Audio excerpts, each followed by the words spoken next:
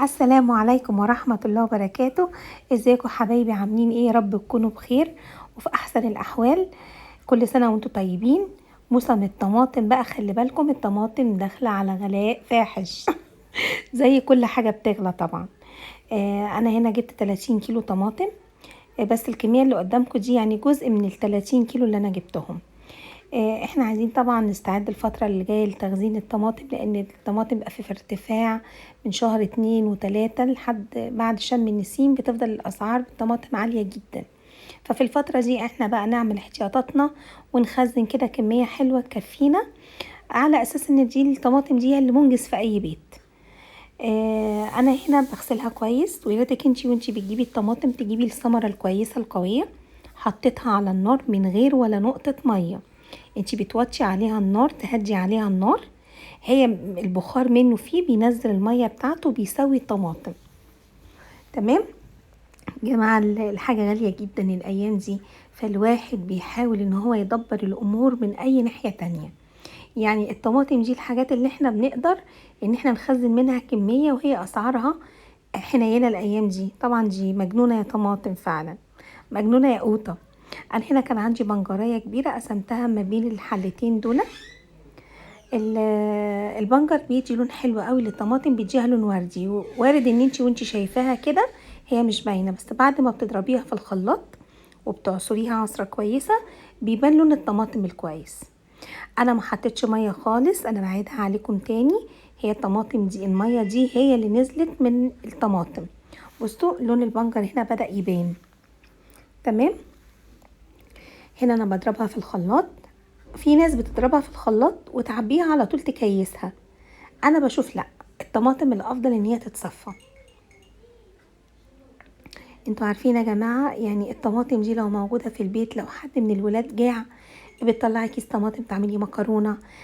حد من ولادك عايز ياكل بطاطس وكاتشب، بتقومي بسرعة تعملي. الطماطم دي من الحاجة اللي بتسهل علينا الامور. انا بالنسبة لي تخزين الطماطم اهم عندي من الخضار والله، لان الخضار سهل ان انت تجيبيه فريش.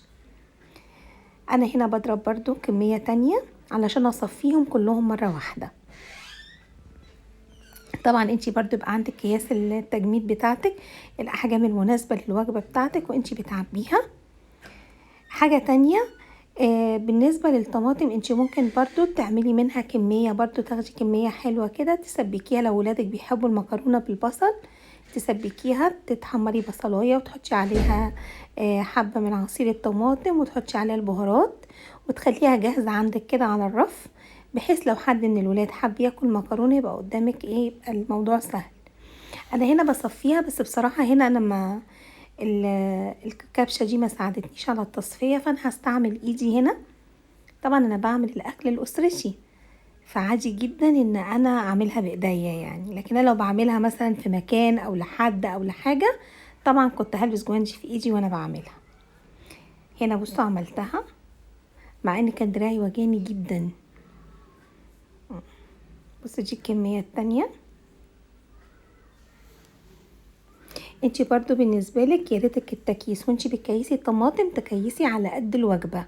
بصوا البذر والقشر الطماطم قد ايه، فاهمين؟ على فكرة انتي وانتي بتعصري الطماطم برضو، اللي هو برضو التفل اللي فاضل ده، انتي ممكن بتزوديه شوية مية، لان انا برجع اغليها تاني على فكرة. بصوا انا بوريكم هنا البذور. بصوا طلع كمية قد ايه. هنصفي تاني برضو. بصوا لون الطماطم جميل قوي قوي قوي.